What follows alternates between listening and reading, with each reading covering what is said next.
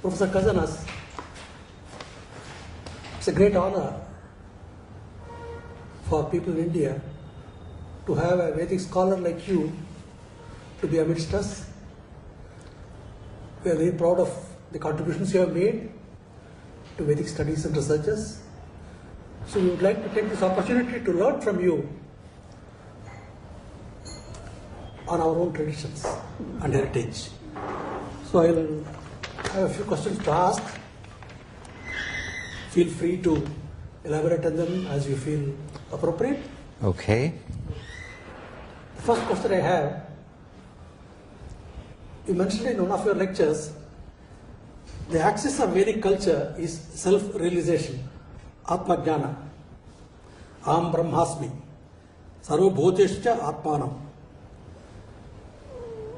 Apart from the emphasis on ethical behavior, what is the significance of yajna in the Rig Veda? Well, first of all, I should say that I'm very glad to be here. I regard India as my second mother country. And of course, I love the Vedic tradition, starting with the Rig Veda.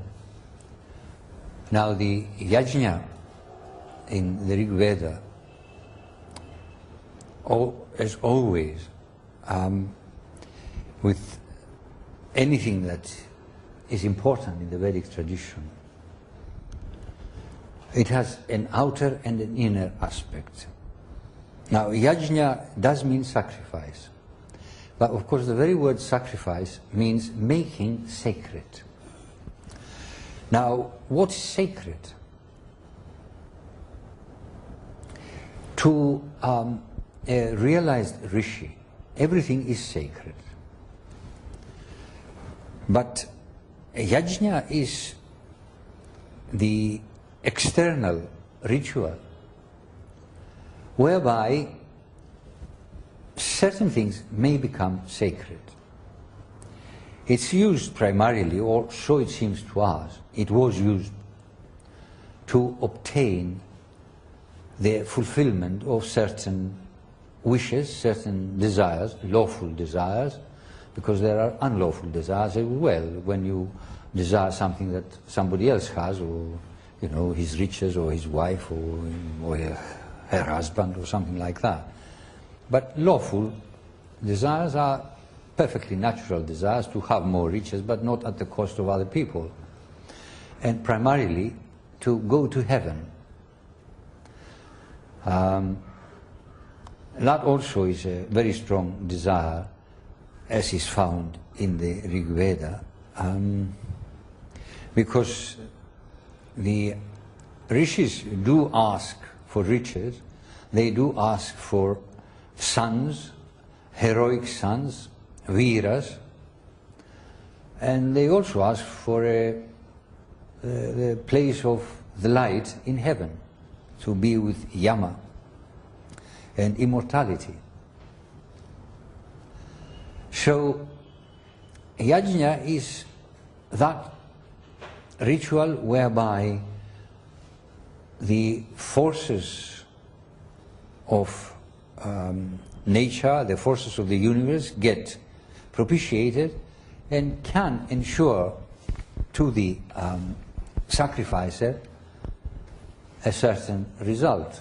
Now, whether in fact this happened is a moot point.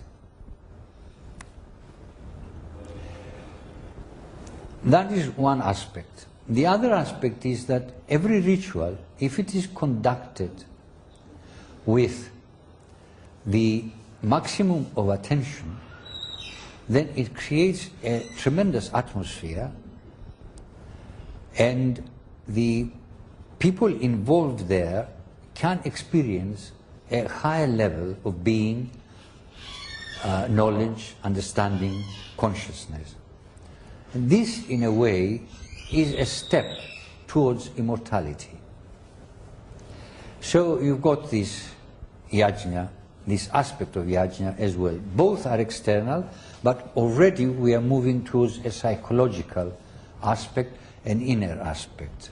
Then there is the true inner aspect of yajna, whereby the man sacrifices his selfishness, puts it aside in all his acts, and thereby he returns to the purity of being with which he comes into this world. So there are these three aspects of yajna. There is another yajna, the soma yajna. Now the soma, what was soma? We are not really very certain. I mean, some go for the ephedra, the plant ephedra, others go for other plants, and there is a small minority that prefers the mushroom, the Amanita muscaria. I personally incline towards the last one. I think that last one was the soma, because young Apala, the girl in, I think it's in the 8th book of the Rig Veda, she went down to the river, and on the way she found soma, and she thought she'd take it and offer it to Indra, and she chewed it. Now, mushroom you can't chew because it is soft. The ephedra twigs are not so easy to chew. So from that, plus some other indications, some descriptions of the soma plant with golden hues and that sort of thing, suggests the Amanita muscaria. Watson did a lot of work. He was a botanist, and he did a lot of work back in the 70s and late 60s and early 70s, and thought that that was it. I've read that work. I'm inclined to agree with him. I read recently an American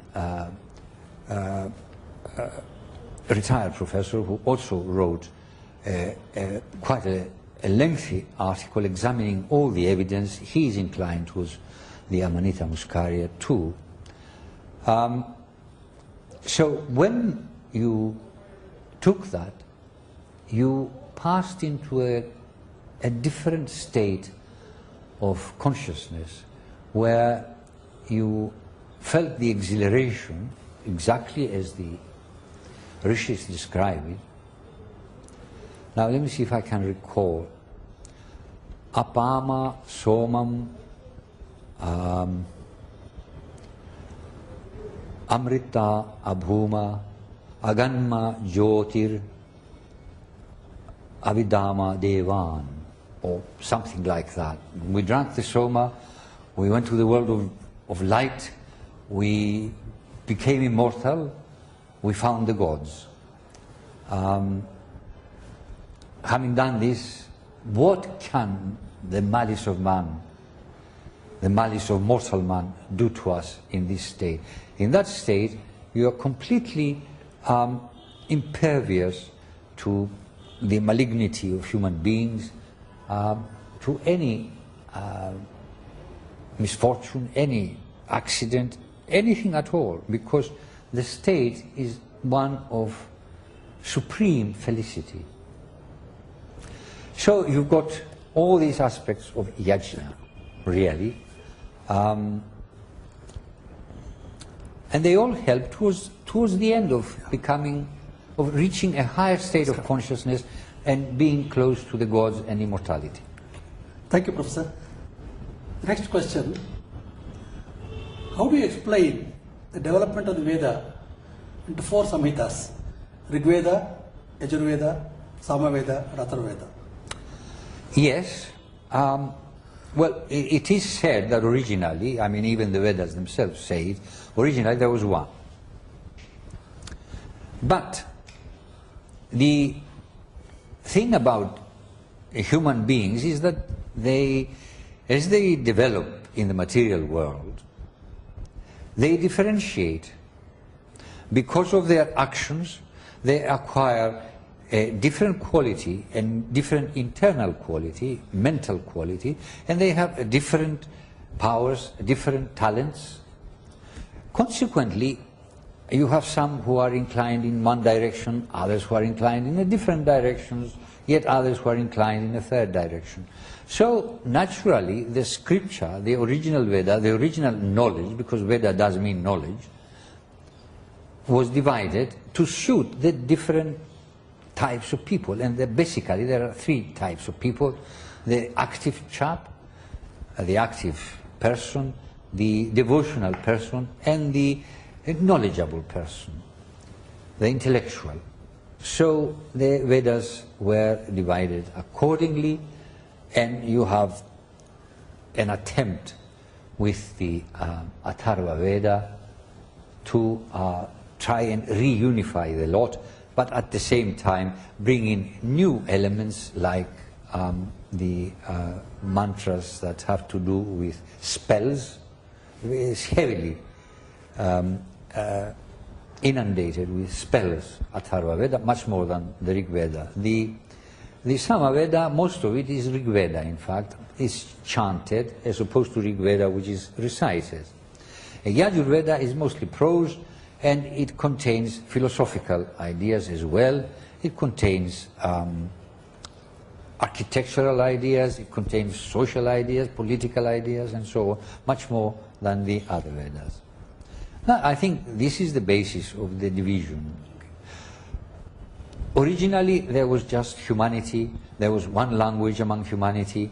They all understood one another. There was no problem whatsoever. But as the yugas progressed, humanity got divided up, and so knowledge got divided up, language got divided up, and whereas you had one language and the whole earth was one language, it became of many languages, but many major languages. Then the yugas progressed, and you had even more languages, then you had even more types of knowledge. Consequently, you reach a stage now where in the transitional period of the Kali Yuga, from the Dwapara to the Kali Yuga, where you have so much differentiated knowledge and so many differentiated languages that even within one language people don't really understand one another, because each one ascribes a different meaning to the same word. And the same thing happens with knowledge. You hear one particular sentence and you think you understand it, but in fact what the other person means is something slightly different, and the knowledge is fragmented all the time.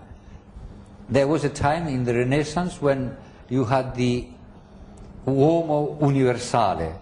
That meant that a man was master of all knowledge. He knew architecture, he knew languages, he knew philosophy, he knew mathematics, he knew astronomy, and so on.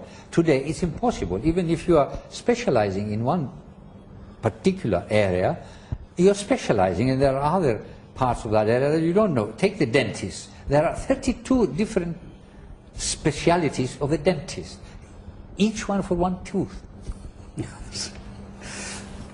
One question, Professor. There are about 72 richas in the Rig Veda adoring the river Saraswati. Can this river Saraswati be seen as the locus of the Vedic people? Well, I'm surprised that there is a problem with Saraswati, or there continues to be a problem with Saraswati now, because, fine, there was a time when there were doubts about the existence of Saraswati, for the simple reason that you looked at the place where you thought there would be Saraswati and there is nothing. But since then, in the last 20 years, there's been a lot of research by archaeologists, by geologists, and by hydrologists, paleohydrologists. They have drilled holes along the path where they thought there would be the Saraswati, and they found water underneath. Now they've got satellite pictures which shows the route, as the archaeologists call it, the scar of the river running down from the Himalayas, or the foothills of the Himalayas, right down to the Rann of Kutch. So why should people still continue to doubt that there was a Saraswati? Then you've got the Rig Veda, which praises Saraswati. I mean, number 6, in the 6th mandala, there is one, I can't remember the name, the number of the of the hymn, and if I may look at my notes for a minute, there are so many things, you can't remember everything.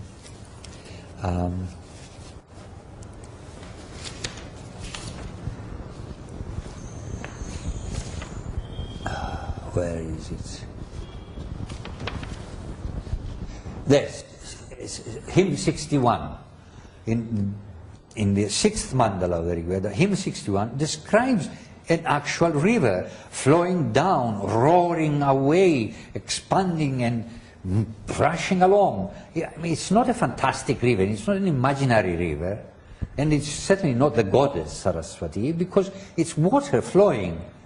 You could say it's the water of knowledge, but it isn't. It's waves and gushes along and flows along, and it nourishes people on the banks. So it is a river, and it's not just one reference. I mean, this is a full hymn. But in the 10th mandala, as you know, the Nadi Stuti, I mean, Saraswati comes at its own place. They start with Ganga and moving westwards, and then there is Saraswati, and then there is the Sindhu. So there was a river Saraswati there. And in fact, the Avestan people remember Harahvaiti being somewhere near Harahvaiti, as well as Hapta Hindu. So yes, there was a Saraswati first. Second, was the Indus Saraswati civilization there? Of course it was. The Vedic people were there because they're praising it all the time. So there can't be any doubt about it. I mean, I can't understand. This is just pure pedantry, nothing else. You can't wish away Bhumi Satyam, ground truth. Yeah, yeah. Professor, if Rig Veda is already so expressive of thought, a number of years should have preceded the formation and development of the Vedic language, because it already comes to us in the Samhita form in a very developed state. Has any work been done to search for the roots of this language? That's a very good question. Yes, a lot of research is being done, but it's in the wrong direction. The Indo-European proto-language. Now, Western scholars have expended a hell of a lot of money, time and effort trying to create this proto-Indo-European from which the Vedic language is supposed to derive. But it's all, as far as I'm concerned, it's all utterly wrong. There may be some fragments that are correct. I wouldn't deny that, and certainly certain conclusions that they have arrived at are correct. There's no doubt about that in my mind. But the whole superstructure of the Proto-Indo-European is, I find, totally wrong. And in any case, you cannot test it. How can you test it? There are no written texts in Proto-Indo-European, so you can't test it. So all this research is really, as far as I'm concerned, up the gum tree. Completely wrong and not particularly useful. It will not elucidate the origins of the Vedic language. In fact, I doubt whether it is possible, because obviously the Vedic language, looked at as we have it in the Rig Veda, it already suggests that there were very closely related dialects, but nonetheless dialects. How do we know that? Well, they talk about, first of all, former rishis, ancient rishis, they talk about middle rishis, and they talk about nutana, present rishis. Fine. So you've got this thing. Now obviously some hymns are written in one area, other hymns are written in another area. Then the language itself. I'll give you two examples. The dual. The dual means two. Two hands, two eyes, two ears, two nostrils, 2 feet. Two of anything. Now the dual, the masculine dual, in the nominative, if you take the two Ashwins, the two horse gods, Ashwins, they are Ashwina. But elsewhere they are Ashvinau. Gradually Ashvina goes out of use, and after the Rig Veda you only have Ashvinau. And the masculine nominative and accusative dual is Au. That's one example. Devas. Deva, Devas, plural. Nominative plural. But it's also Devasas. Devasas seems to be older, seems to belong to another area or another period, and gradually, as the Rig Veda finishes, the Devasas, the Asas ending stops, and afterwards, throughout the classical period, you only have Devas. So there are these differences. Some take, for instance, Sharma is a neuter. In the plural, in the nominative, it is, as we know, Sharmani, like Karmani, like Namani, or names, and so on. But you also have a plural in A, Sharma, Karma, Nama. Now these have finished, and you are left with Sharmani. But in some hymns, you will find the plural Sharma unchanged, just like the nominative. So this suggests that there were different usages. Now different usages suggest either in the same area one class of people used one particular type of speech and another a different type of speech, or you have different areas with different habits of speech. If the language of the Rig Veda, because we are trying to get to the possibility of getting to the roots, if the language of the Rig Veda was an indigenous evolution, what work needs to be done to understand the relationship of the Vedic with the Indian languages? I am asking this question because the Saraswati Indus civilization has brought out this fact that there is a continuity of culture. Even though the river dried up, the culture didn't die up, it continued. So on the same path of reasoning, is there a possibility of relating the Indian languages of the historical periods and of today with the Vedic? Well, there certainly is, yes. I mean, most of the northern languages, Marathi, Gujarati, Punjabi, Bengali, Hindi, can be related directly to Vedic. But, and here is a very big but, I mean, we have got Vedic because we have the Rig Veda, Atharva Veda, and so on. But it is very doubtful whether, the lower class people who did not belong to the priesthood or even the Kshatriyas would know Vedic.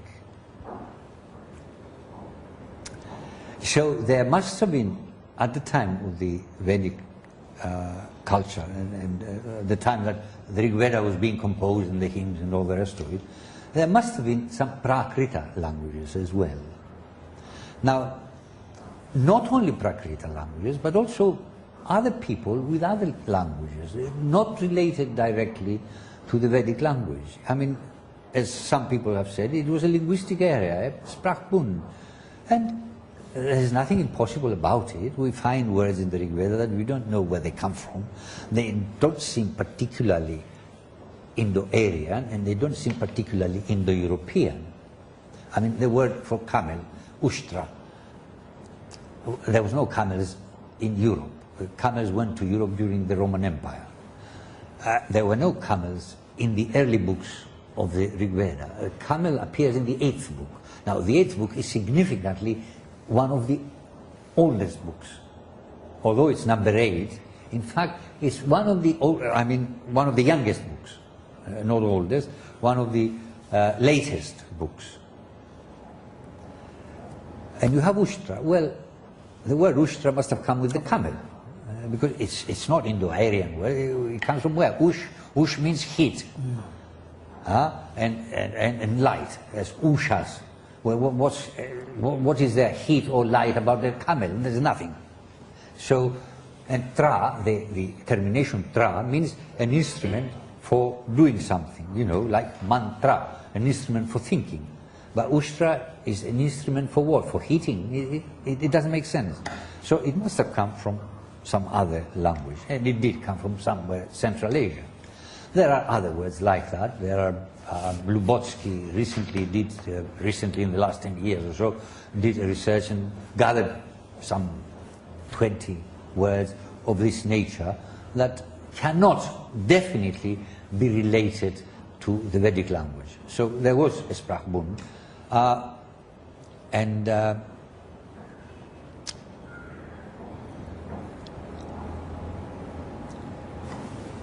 the Vedic language itself must have suffered, in conjunction with the Prakrits, certain changes and produced the modern Indian languages that we find.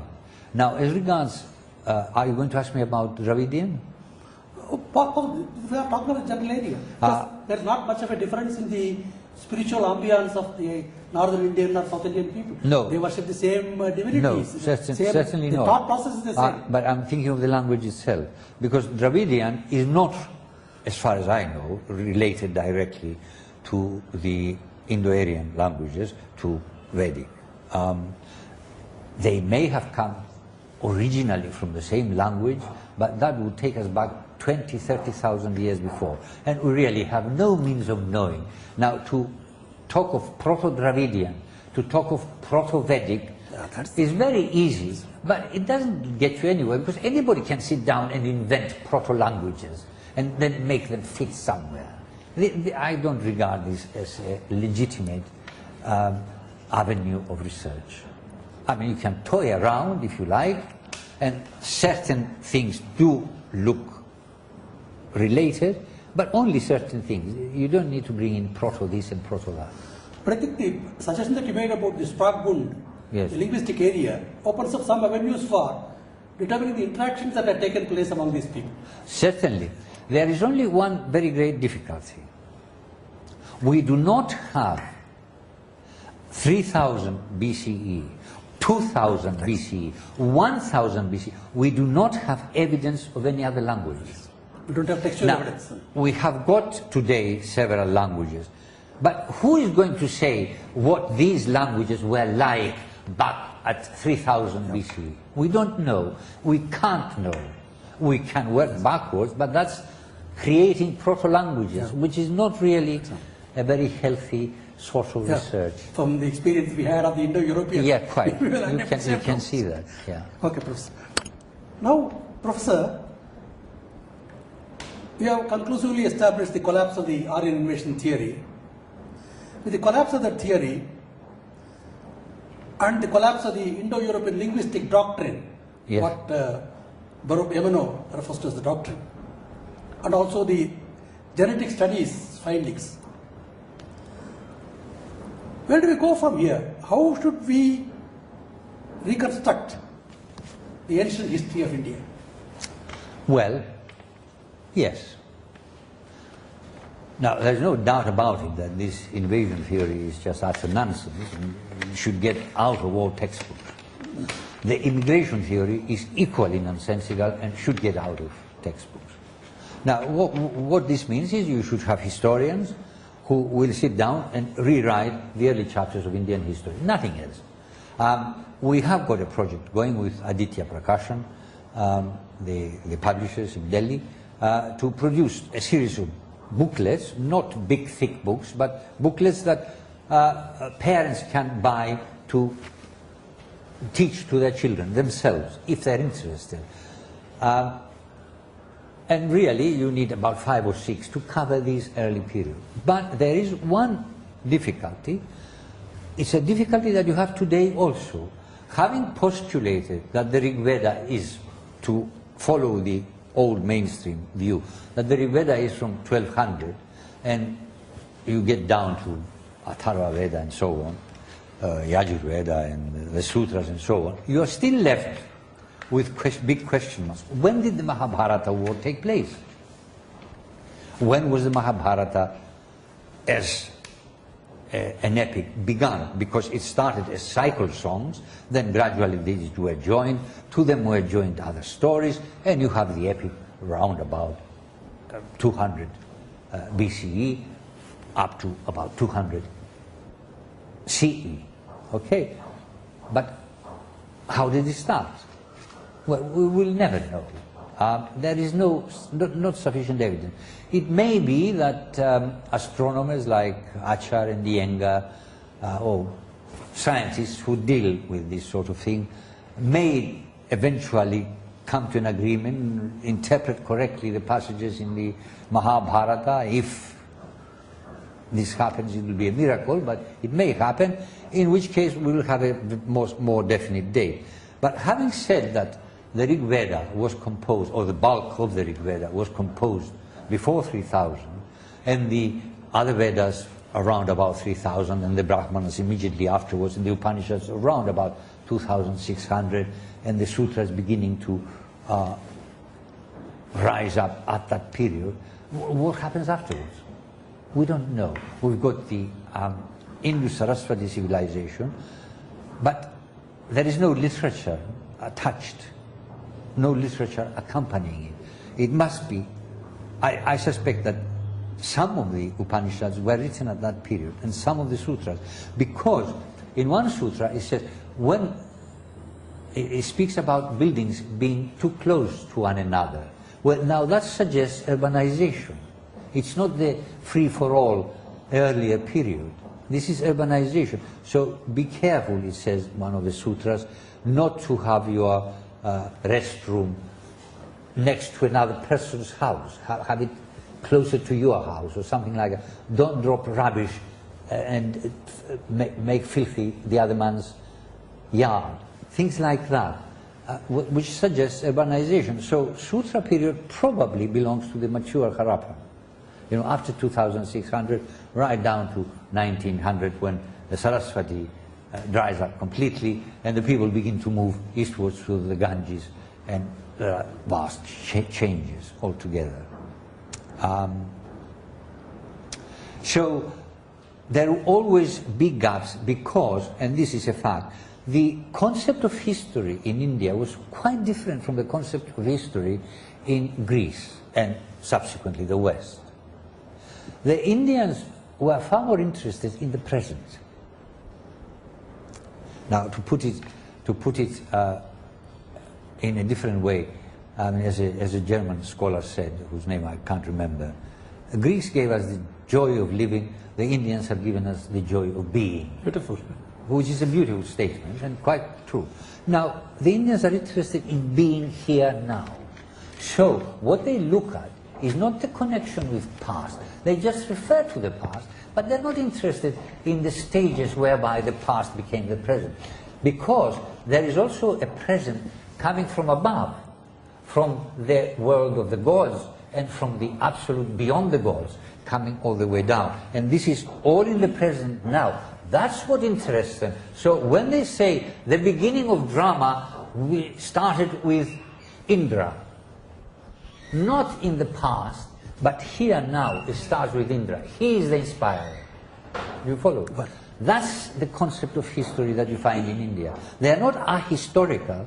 In fact, they are very fast to have more riches, but not at the cost of other people. And primarily to go to heaven.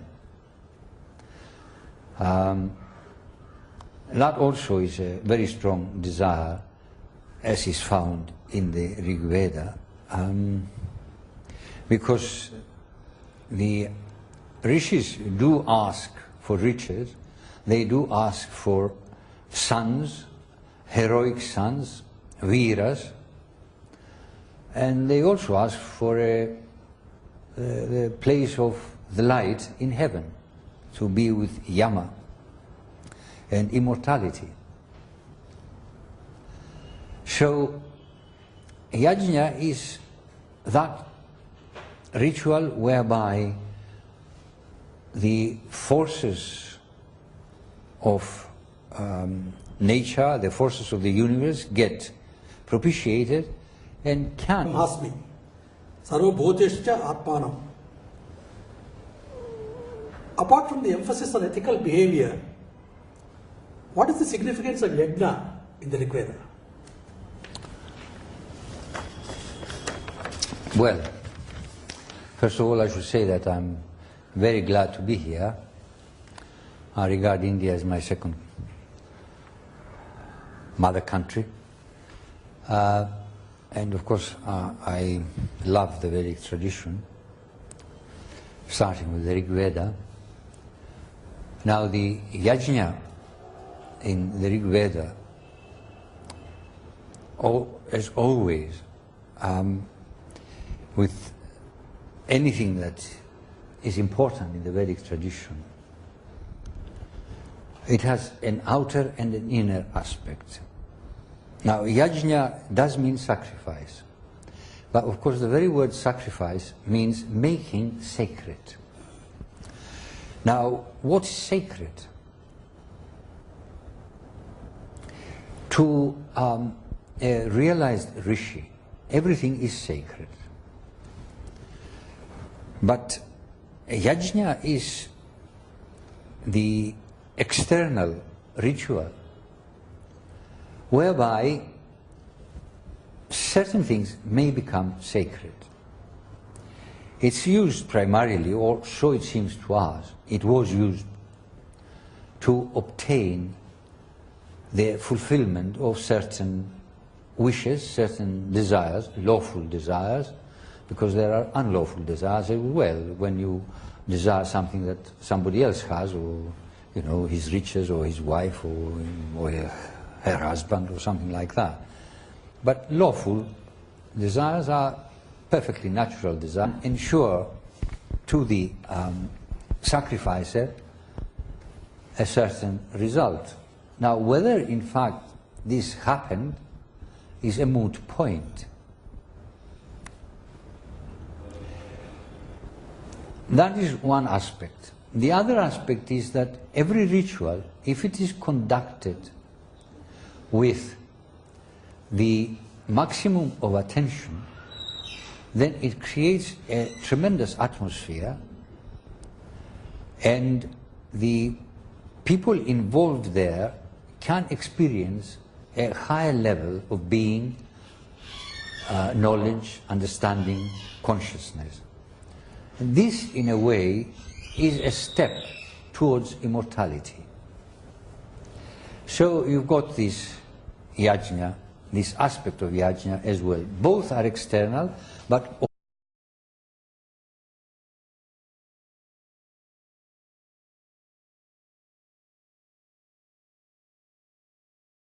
Professor Kazanas, it's a great honor for people in India to have a Vedic scholar like you to be amidst us. We are very proud of the contributions you have made to Vedic studies and researches. So we would like to take this opportunity to learn from you on our own traditions and heritage. So I will have a few questions to ask. Feel free to elaborate on them as you feel appropriate. okay. The first question I have, you mentioned in one of your lectures, the axis of Vedic culture is self-realization, Atma Jnana.